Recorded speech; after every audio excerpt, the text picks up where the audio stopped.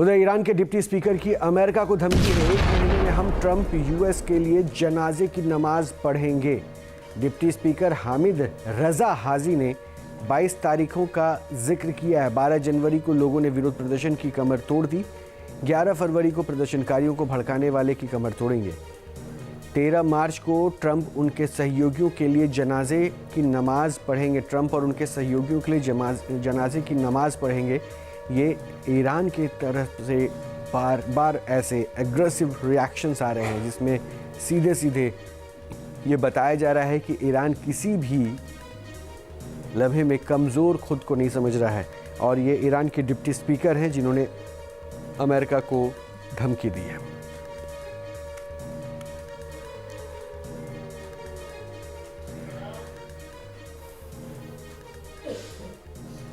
सबसे दिलचस्प ये जानना है कि ईरान और अमेरिका के बीच एटॉमिक क्षमता में कौन कहां टिकता है। ये बात सच है कि ईरान का अमेरिका से कोई मुकाबला नहीं है। Status of world nuclear forces की साल 2025 की रिपोर्ट ये बताती है कि एटम बम की क्षमता के मामले में अमेरिका रूस के बाद दुनिया में नंबर 2 की हैसियत रखता है। अमेरिका के पास 5277 एटम बम है। अमेरिका जब चाहे अपने बॉम्बर्स के जरिए ईरान पर एटम बम बरसा सकता है। वहीं फाइनेंशियल टाइम्स की जून 2025 की रिपोर्ट में यूरोपीय यूनियन के हवाले से एक खबर छपी, जिसके मुताबिक ईरान के पास 408 किलोग्राम हाई ग्रेड यूरेनियम मौजूद है और ये यूरेनियम 60% प्योरिटी तक इनरिच है। इसके बावजूद कई इंटरनेशनल थिंक टैंक का दावा है कि ईरान 9 से 12 एटम बम बनाने की क्षमता के बेहद करीब है।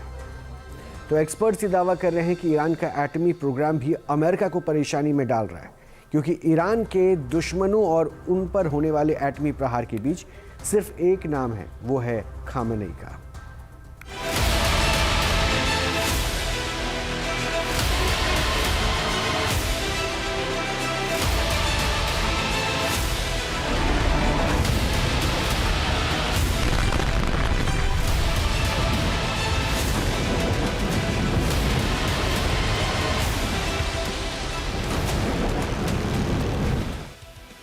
शिया देश पर अमेरिकी हमले की धमकी के बाद ईरान के सुप्रीम लीडर आक्रामक हो गए हैं।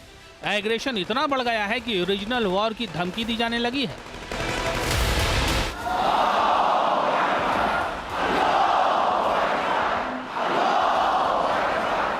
तो क्या इस हमलावर तेवर के पीछे एटमी ताकत वाला हौसला है?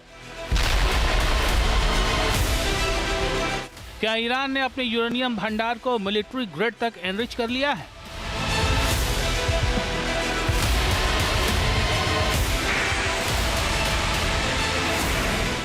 और यही वो खौफ है जिससे डरकर अरब देश अमेरिका पहुंचकर ईरान पर किसी भी संभावित हमले को रोकने के लिए लॉबिंग में जुटे हैं। खबर है कि पर्शियन गल्फ के चारों तरफ मौजूद अरब देशों को ईरान पर अमेरिकी हमला होने की सूरत में डबल फ्रंट पर घिरने का डर सता रहा है।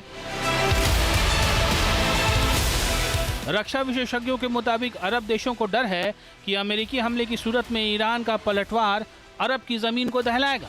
हॉर्मुज स्ट्रेट से होने वाली क्रूड ऑयल की सप्लाई बाधित होगी और साथ ही ईरान पर अमेरिकी हमला अरब देशों के अंदरूनी हालात को भी प्रभावित करेगा। अवाम अपनी ही सत्ता के खिलाफ बागी हो जाएगी।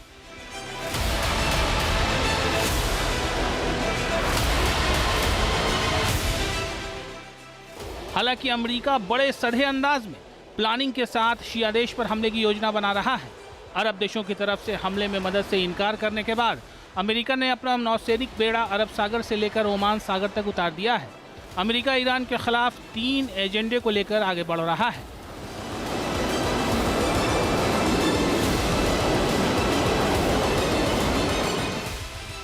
अमेरिका का पहला एजेंडा रिजीम चेंज है। दूसरा एजेंडा ईरान को एटमी प्रोग्राम छोड़ने के लिए मजबूर करना है और ईरान में अमेरिका का तीसरा एजेंडा ईरान के मिसाइल प्रोग्राम को ठप करना है, जिससे इजराइल पर मंडराने वाला खतरा खत्म हो जाए।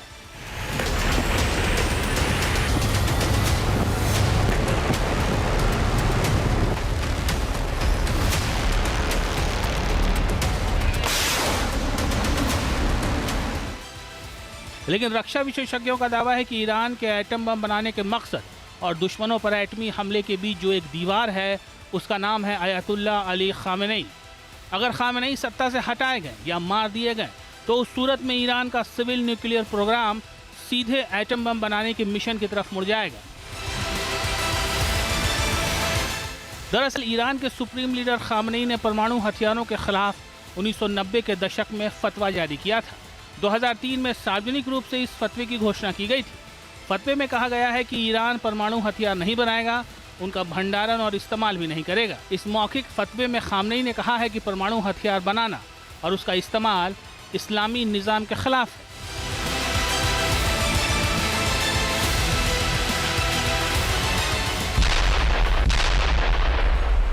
खास बात यह है कि खामनेई की मौत के बाद उनका फतवा खुद ब खुद खत्म हो जाएगा।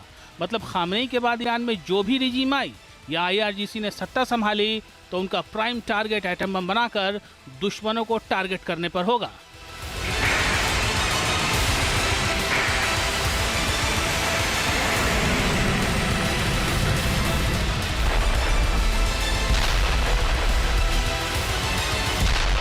साफ है कि खामनेई की मौत के बाद उस फतवे का कोई भी मतलब नहीं रह जाएगा। फिर IRGC आसानी से एटम बम बना सकती है। जानकारों का दावा है कि खामनेई ईरान में कट्टरपंथी जमातों को काबू करने के लिए संतुलन का काम कर रहे हैं। अगर खामनेई नहीं रहेंगे तो सत्ता का पूरा control Islamic revolutionary guard corps के हाथों में होगा, जो कि उनसे भी बड़ा खतरा साबित हो सकता है।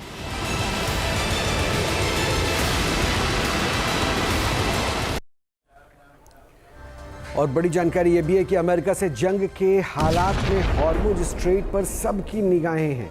हॉर्मुज स्ट्रेट को ईरान ने बंद किया तो बढ़ सकती है तेल की कीमतें भी।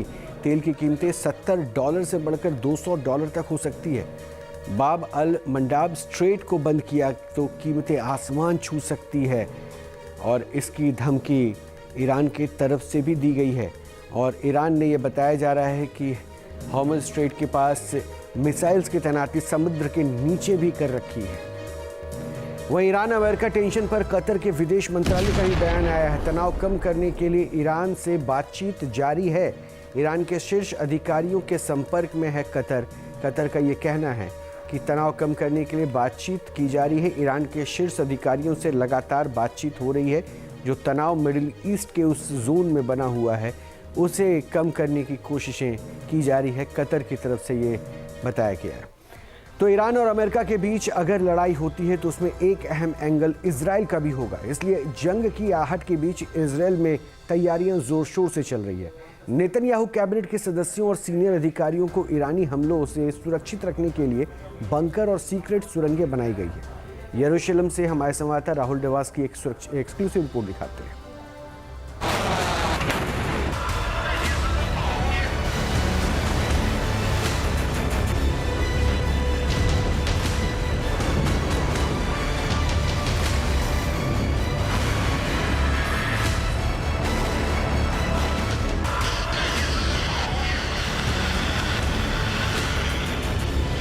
क्या मिडिल ईस्ट में रण होकर रहेगा?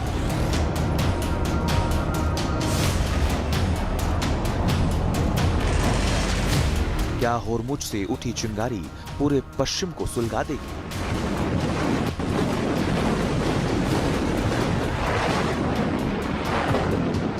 ये धधकते सवाल पूरी दुनिया को डरा रहे हैं। अमेरिका और ईरान के बीच डील होने से पहले ही फेल हो गई, जिसके बाद जंग की आशंका प्रबल हो गई।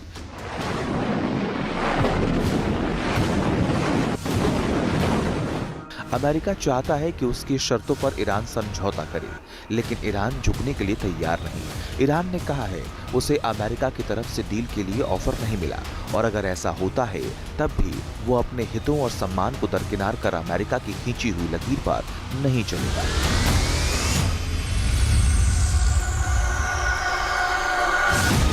दोनों के बीच बारूदी लड़ाई से पहले जुबानी जंग चल रही है। ईरान ने कहा वो अपने परमाणु कार्यक्रम पर फुल स्टॉप नहीं लगाएगा।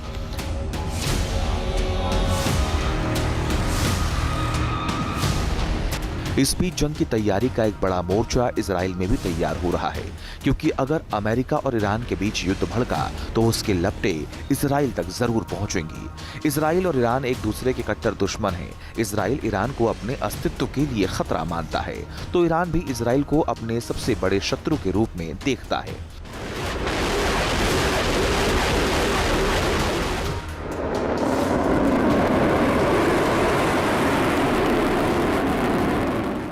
पहले भी इजराइल और ईरान के बीच जंग की गवाह दुनिया बन चुकी है और 2026 में इस महायुद्ध का नया चैप्टर शुरू हो सकता है।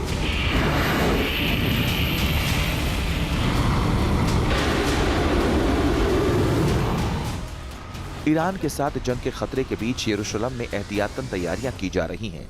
यरूशलेम में न्यूज नेशन संवाददाता उस वीवीआईपी एरिया में पहुंचे जहां नेतन्याहू सरकार की वॉर कैबिनेट के लिए सेफ हाउस तैयार किया गया। इस लोकेशन की तुलना आप लुटियन दिल्ली से कर सकते हैं और यहाँ पर देखिए कि यहाँ पहुँचने के लिए एक बड़ा सिक्योरिटी चेक के बाद ही जाना पड़ता है और पीछे की स्थिति अगर आपको नज़र आएगी तो पीछे पहाड़ी इलाका ही है। दरअसल तेल अवीव से अलग जब हम यरूशलेम की बात करते हैं तो पूरी तरह से पहाड़ी इलाका है। सिक्योरिटी चेक के बाद आप इन सड़कों पे जा सकते हैं जहां से आप वीवीआईपी जगह को देख सकते हैं और जो ये फ्लैट्स दरअसल नज़र आ रहे हैं यही फ्लैट्स है जहां पर बेंजामिन नेतन्याहू की वॉर कैबिनेट रहती है, क्योंकि इन फ्लैट्स के अंदर टनल है और इसके ठीक पीछे एक ऐसा पहाड़ है जो एक नेचुरल बंकर के तौर पर काम करता है। दरअसल तेल अवीव को भारत समेत दुनिया के ज़्यादातर देश इजराइल की राजधानी मानते हैं, लेकिन इजराइल का कहना है कि वो यरूशलेम उसकी राजधानी है। ये पहाड़ पे बसी हुई है, लिहाजा भूगोल के लिहाज से भी बेहद महत्वपूर्ण हो जाती है। आसपास जो पहाड़ी इलाका है उसे भी आप देख सकते हैं और यहाँ पर इस लिहाज से फ्लैट्स को बनाए गए हैं ताकि टनल के ज़रिए बहुत जल्दी उस पहाड़ी पर पहुँचा जा सके जिस पहाड़ी पर अधिकांश जो वॉर कैबिनेट के सदस्य हैं, अधिकारी हैं, मंत्रिमंडल के सदस्य हैं, उनके परिवार वालों को सुरक्षित रखा जा सकता है। ईरान के साथ अगर युद्ध हुआ तो इजरायली पीएम नेतन्याहू उनके कैबिनेट सहयोगियों और सीनियर अधिकारियों को किसी भी घातक हमले से बचाने के लिए फुल प्रूफ तैयारी की गई है। यरूशलेम के वीवीआईपी गवर्नमेंट एरिया में खास तौर पर सीक्रेट सुरंग और बंकर का निर्माण किया गया। इन सुरक्षित ठिकानों को इस तरह से डिजाइन किया गया कि ईरान की हाइपरसोनिक मिसाइलों का भी कोई असर न हो सके। दरअसल पिछले साल जून के महीने में एक जंग हुई थी। 12 दिन की जंग में इजराइल को इस बात का एहसास हो गया कि ईरान की तुलना वो हिजबुल्लाह, हमास या हुती लड़ाकों से नहीं कर सकता और यही वजह है कि इस बार की वॉर से पहले इजराइल ने अपने प्लान को चेंज कर लिया है, दुरुस्त कर लिया है, क्योंकि उसे खतरा है ईरान की बैलिस्टिक क्रूज मिसाइल और हाइपरसोनिक मिसाइल से।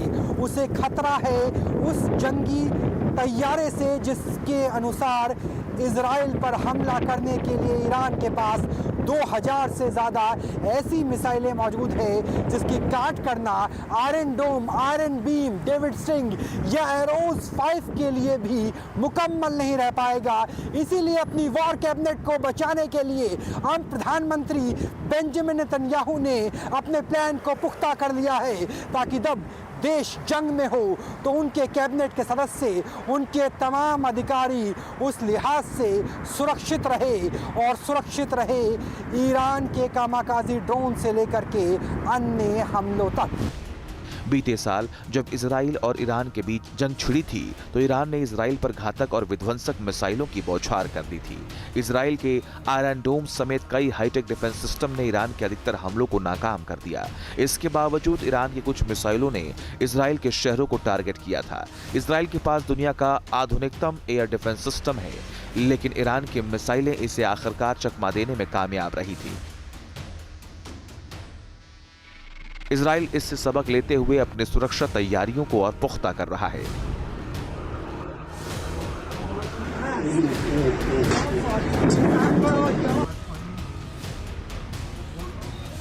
इस बीच अमेरिकी राष्ट्रपति ट्रंप के विशेष दूत राजनयिक स्टीव विटकॉफ इजराइल के दौरे पर हैं, जहां वो नेतन्याहू से मुलाकात कर संभावित युद्ध की रणनीति पर चर्चा करेंगे। इसके साथ ही वो इजराइल के सेना प्रमुख से भी मिलेंगे। यानी इराक के खिलाफ किसी भी सैन्य कार्रवाई से पहले अमेरिका और इजराइल इस बात को सुनिश्चित कर लेना चाहता है कि होर्मुज से लेकर यरूशलेम तक मोर्चाबंदी में कोई कसर बाकी न रह जाए।